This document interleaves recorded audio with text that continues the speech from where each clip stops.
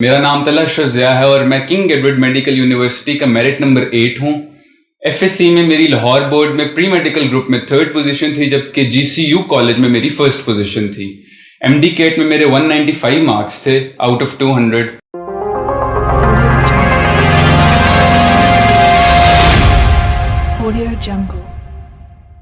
अगर आप यही सारी स्ट्रेटेजी को फॉलो करेंगे तो जिस तरह मेरे फिजिक्स के अंदर एमडी कैट में 40 आउट ऑफ 40 मार्क्स थे, तो उस तरह आपके भी उतने ही मार्क्स आ सकते।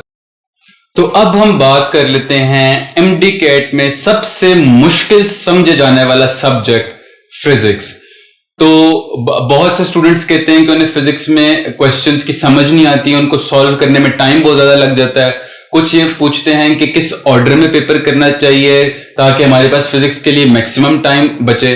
तो आपको मैं बेसिक्स के बारे में बताता हूं। तो फिजिक्स की तैयारी करने का जो बेहतरीन तरीका है वो, जैसे मैं हमेशा आपको कहता हूं कि वो आपकी ये बुक्स हैं। इन बुक्स को आपने लाजमी करना है और इन बुक्स को ही करना है। जो आपके फॉर्मूलाज हैं, आपके जो ग्राफ्स हैं, जो आपकी इंफॉर्मेशन है, जो आपके बड़ी कुछ, आप जब कोई चैप्टर पढ़ते हैं तो आप फील करेंगे कि कुछ बड़ी क्रिटिकल सी इंफॉर्मेशन होती है, जो कुछ फिगर्स लिखे होते हैं, जो कि वो एज इट इज आपसे सवाल पूछ सकते हैं एमडी कैट में। तो फिजिक्स की जब आपने तैयारी करनी है तो just like any other subject आपने इसकी तैयारी बुक ही से करनी है और बुक ही आपके लिए बेहतरीन गाइड होगा। लेकिन ये जो तैयारी जो बुक से आपने करनी है, ये आपको सिर्फ हेल्प करेगी 20% of your entire MDCAT का जो फिजिक्स का पोर्शन है। अब बाकी का 80% किस चीज पे मैटर करता है? तो जब आपने एक दफा बुक्स पढ़ी हैं, आपने नॉलेज गेन की है, आपको पता चल गया कि फोर्स का फॉर्मूला होता है F is equal to ma, work का फॉर्मूला होता है F इंटू डी, या वर्क के और भी बहुत से फॉर्मूलाज होते हैं, फोर्स की भी बहुत ज्यादा वेरिएशंस होती हैं। तो ये नॉलेज आपके जहन में आ गया। लेकिन अब आप एफएससी के एग्जाम के लिए अपीयर नहीं हो रहे, ना ही आपने मैट्रिक का पर्चा देना है। आपसे वो सवाल में ये नहीं पूछेगा कि फोर्स का फॉर्मूला क्या होता है, वो आपसे पूछेगा कि फोर्स आपने कैलकुलेट करनी है जब आपके पास गिवन कंडीशंस ये हैं और आपके पास टाइम भी लिमिटेड होगा करने के लिए, आपके पास कैलकुलेटर भी नहीं होगा। तो ये वाली जो इंफॉर्मेशन है, दिस मैटर्स ओनली 20%, जिसमें आपने जो कुछ क्रिटिकल इंफॉर्मेशन है उसको याद करना है। तो उसके लिए बेहतरीन हल यही है कि आप जब एक दफा रीडिंग कर रहे हैं, जो चीज आपको इंपॉर्टेंट लगती है आप उनको हाईलाइट कर लें, आप उनको मार्क कर लें। जो दूसरा फेज है वो ये है कि आपने जो इक्वेशंस हैं उनको तो आपने लाजमी याद करना है। आप इक्वेशन जब तक आपको आती नहीं होंगी, आपको फॉर्मूला नहीं आता होगा, तो आप आंसर कैसे निकाल लेंगे? और ये भी याद रहे, किसी एक भी क्वांटिटी की जितनी भी वेरिएशंस हैं, फॉर एग्जांपल फोर्स का बुक में सिर्फ एक फॉर्मूला नहीं लिखा होगा, इसी तरह वर्क का भी बुक में एक फॉर्मूला नहीं है, ना ही पावर का है, करंट का, रेजिस्टेंस का, किसी भी चीज का अक्सर एक फॉर्मूला नहीं लिखा हुआ। तो जब आपकी अपने सिलेबस पे इतनी स्ट्रांग ग्रिप होनी चाहिए कि जब आप एक दफा सवाल पढ़ते हो और वो आपसे पूछता है कि calculate the force of this, तो आपके ज़हन में सारे जो उसके फॉर्मूलाज है आपके ज़हन में वो क्लिक करने चाहिए। उसका अगला हिस्सा ये है कि फिर आपने देखना है कि उसने गिवन इंफॉर्मेशन में आपको मैथ्स दिया हुआ, एक्सेलरेशन दी हुई है, तो F is equal to ma वाला फॉर्मूला लग जाएगा। अगर उसने आपको कोई और उसके अंदर क्वांटिटीज दी हैं, तो आपने जो अपने जहन में आप फॉर्मूलाज लेके आए हैं, आपने उसको उसके अकॉर्डिंगली अप्लाई करना है कि अब आपने कौन सा फॉर्मूला अप्लाई करना है उसके लिए। तो 20% जो तैयारी ये वाली है, इसके बाद जो 80% जो मेजॉरिटी है वो है आपकी प्रैक्टिस। आप यकीन जाने कि अगर आप फिजिक्स की प्रैक्टिस नहीं करते तो फिजिक्स के जो 40 एमसीक्यूज हैं उसमें से मेरा ख्याल है कि सिर्फ 5 से 6 एमसीक्यूज बुक की लाइंस होती हैं। बाकी majority of the portion is based on numericals, वो न्यूमेरिकल्स जो आपने आज से पहले ना कभी देखे होंगे, ना ही किए होंगे, और ना ही आज के बाद आप कभी देखेंगे। वो बिल्कुल रैंडम होते हैं, वो खुद से जनरेट किए होते हैं। आपकी बुक के जो एंड पे न्यूमेरिकल्स हैं ना वो आएंगे, ना ही दरमियान में दी गई एग्जाम्पल से आएंगे।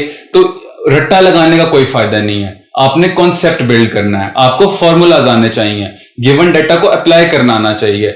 आपको चाहिए कि जब आप कोई सवाल की स्टेटमेंट पढ़ो तो आपको पता हो कि उसने मुझे ये चीज दी हुई है, ये चीज दी हुई है, और अब वो मेरे से कह रहे हैं कि ये चीज कैलकुलेट करो, तो आपने उस हवाले से अपना फॉर्मूला अप्लाई करना है। तो बाकी का जो 80% है उसमें तो आपकी जो प्रैक्टिस है, that is what matters the most. Practice करने के लिए आपको तो इंटरनेट पे बेतहाशा मटेरियल मिल जाएगा, लेकिन अगर मैं आपको अपने बारे में बताऊं तो जो बेहतरीन प्रैक्टिस का मटेरियल मैं समझता हूं वो है ये बुक, किप्स एकेडमी की जो फिजिक्स की जो प्रैक्टिस बुक है। This was the only book for physics जो मैंने की थी।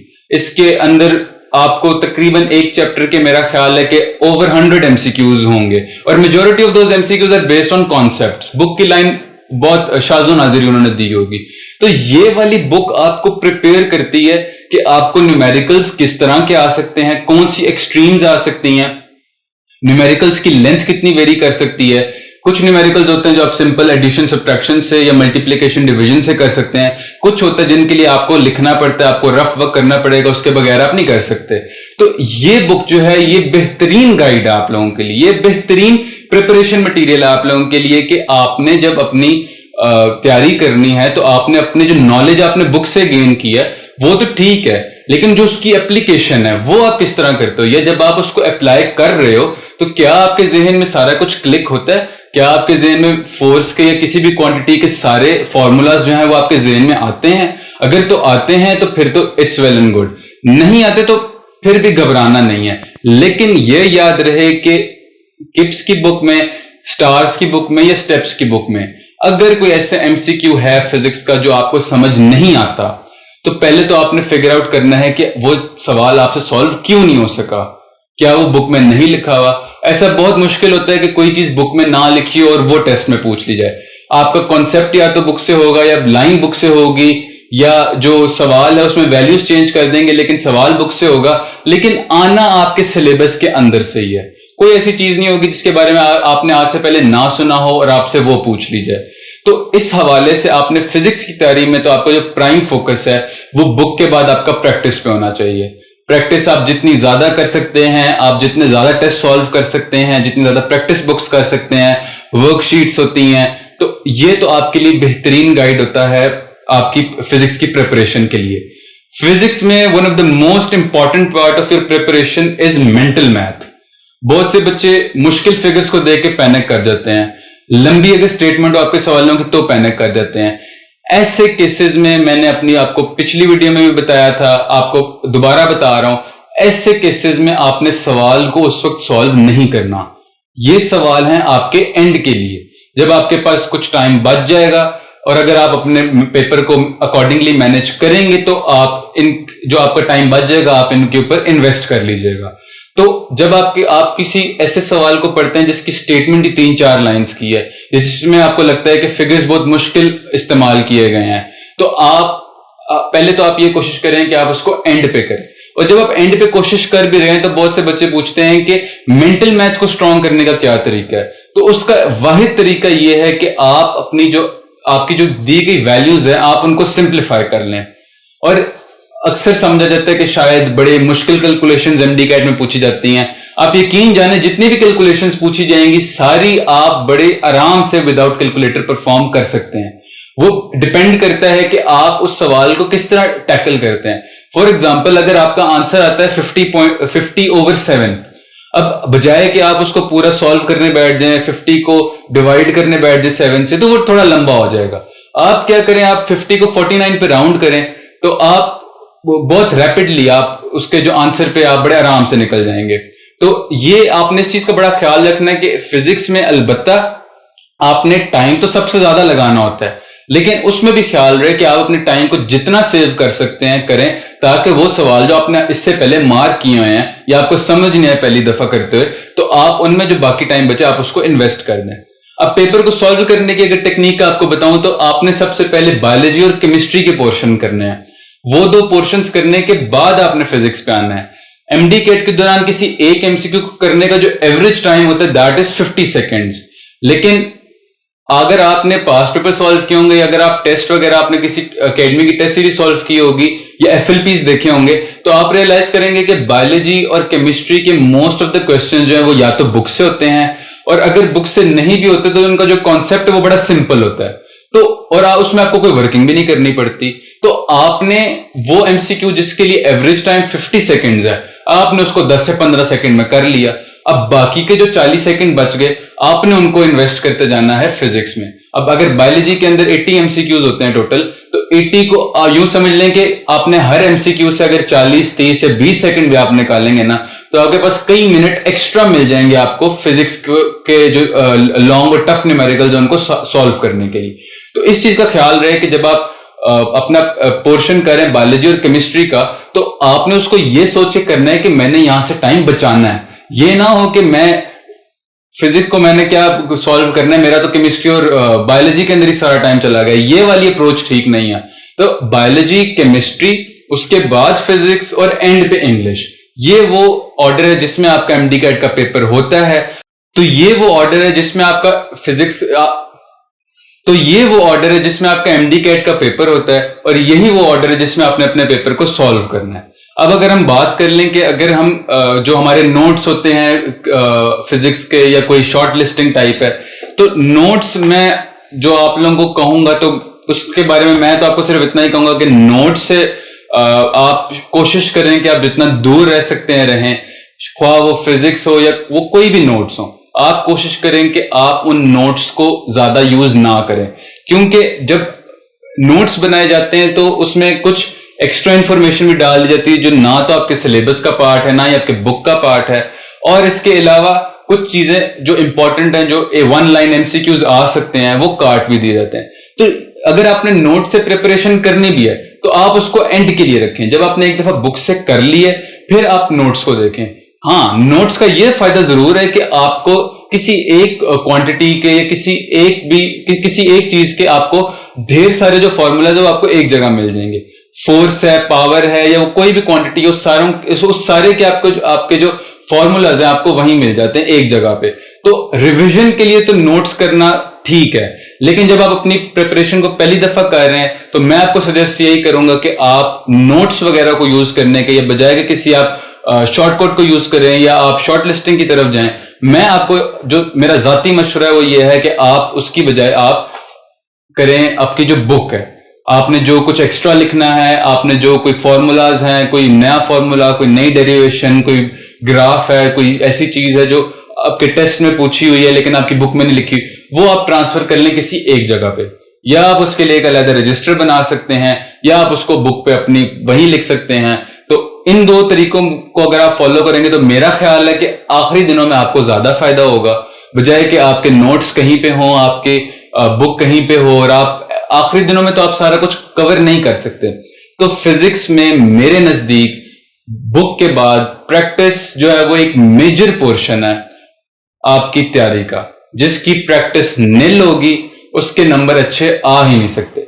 इस बारे में कोई भी आपको छोटी सी बात बता देता हूं कि आपकी जो बुक है, किसी भी चैप्टर के दौरान उसमें कुछ एग्जाम्पल्स दी होती हैं।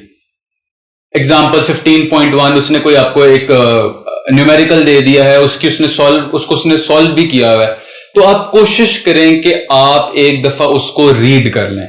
आप एक दफा देखेंगे जब उसने ये वाली क्वांटिटी दी हुई है और ये वाली क्वांटिटी दी हुई है और उसने मेरे से कहा भाई फलां क्वांटिटी निकालो, तो फॉर्मूला कौन सा अप्लाई किया गया, कैसे अप्लाई किया गया। आज से बहुत साल पहले जब एमडी कैट का पेपर हुआ करता था तो कुछ एमसीक्यूज जो थे वो डिट्टो यहीं से उठा लिए जाते थे, लेकिन अब एमडी कैट का पैटर्न थोड़ा सा चेंज हो गया। एग्जैक्ट तो कोई सवाल नहीं आपकी बुक से आएगा, ना ही किसी पास्ट पेपर से आएगा, लेकिन कॉन्सेप्ट आपका सेम होता है, फॉर्मूला सेम अप्लाई होने हैं, बस वो फिगर्स को आगे पीछे कर देगा, सवाल आपको सेम उठा कर दे देगा। तो आप एक दफा उनको भी कर लीजिएगा। जैसे आपके फिजिक्स के अंदर वेलोसिटी सिलेक्टर मेथड जो है वो आपके ना तो टेक्स्ट के अंदर लिखा हुआ है, ना ही आपको कहीं और मिलेगा, वो आपकी एग्जाम्पल के अंदर लिखा हुआ है, और एक उसका सवाल आपकी एंड पे जो न्यूमेरिकल्स हैं उनके अंदर दिया गया। तो कुछ ऐसी चीजें होती हैं जो शायद आपकी बुक में जब वो विद इन चैप्टर जो कुछ लिखा है उसके अंदर शायद नहीं बताई हुई, तो वो जब आप एग्जाम्पल्स करते हो या आप एक दफा न्यूमेरिकल्स को गो थ्रू करते हो तो वो आपकी जो चीज है, जो डेफिशिएंसी होती है वो कवर हो जाती है, और आपको आइडिया हो जाता है कि जब उसने ये मुझे क्वांटिटीज दी हुई हैं, उसने मुझे कहा है कि कोई एक चीज फाइंड आउट करो, तो मैंने कौन सा फॉर्मूला अप्लाई करना है। डिफरेंट वेरिएशंस आपके ज़हन में जब सवाल को देख के आती है ना, that is what matters the most. आप फॉर्मूला जितने मर्जी आप उनको रटा लगा लो, लेकिन at the time of the paper जब आपको उनकी जरूरत है, अगर आप उसको रिप्रोड्यूस ही नहीं कर पा रहे तो उसका तो कोई फायदा नहीं है। तो इस बात का ख्याल रहे कि आपने जब आप तैयारी कर रहे हैं तो टेस्ट की जो तैयारी है उसके लिए फुली प्रिपेयर्ड होने के लिए आपने बुक को फॉलो करना है, और बुक के बाद आप जितनी प्रैक्टिस उसकी कर सकते हैं, आप जितनी प्रैक्टिस उसकी कर सकते हैं करें।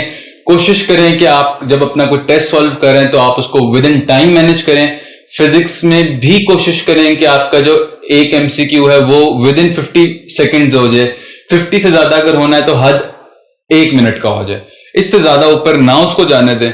और कोशिश करें कि आप जितना अपना टाइम सेव कर सकते हैं हर पोर्शन से, वो आप अपना फिजिक्स के अंदर इन्वेस्ट करें। तो मुझे उम्मीद है कि भी अगर आप ये वाली स्ट्रेटेजी फॉलो करेंगे, आप जितनी उसकी प्रैक्टिस कर सकते हैं करेंगे, तो मुझे उम्मीद है कि आपके फिजिक्स में मैक्सिमम मार्क्स आएंगे, और वही फिजिक्स का पोर्शन जो आप बहुत से बच्चों के लिए फांसी का फंदा साबित होता है, वो शायद आप उसमें उनसे बेहतर स्कोर कर सकेंगे। तो मेरा ख्याल है कि अगर आप यही सारी स्ट्रेटेजी को फॉलो करेंगे, तो जिस तरह मेरे फिजिक्स के अंदर एमडी कैट में 40 आउट ऑफ 40 मार्क्स थे, तो उस तरह आपके भी उतने ही मार्क्स आ सकते हैं। और आपको एक और बात भी बता दूं, जब मैं टेस्ट सीरीज सॉल्व किया करता था या प्रैक्टिस किया करता था, तो मेरे किसी भी टेस्ट के अंदर फिजिक्स के फुल मार्क्स कभी नहीं आए, except for the first test जो फिजिकल क्वांटिटीज का होता है। तो आपने घबराना नहीं है कि अगर मेरे 10 एमसीक्यूज गलत हो गए, 15 एमसीक्यूज गलत हो गए, तो शायद मेरा फाइनल का पेपर ही रह गया।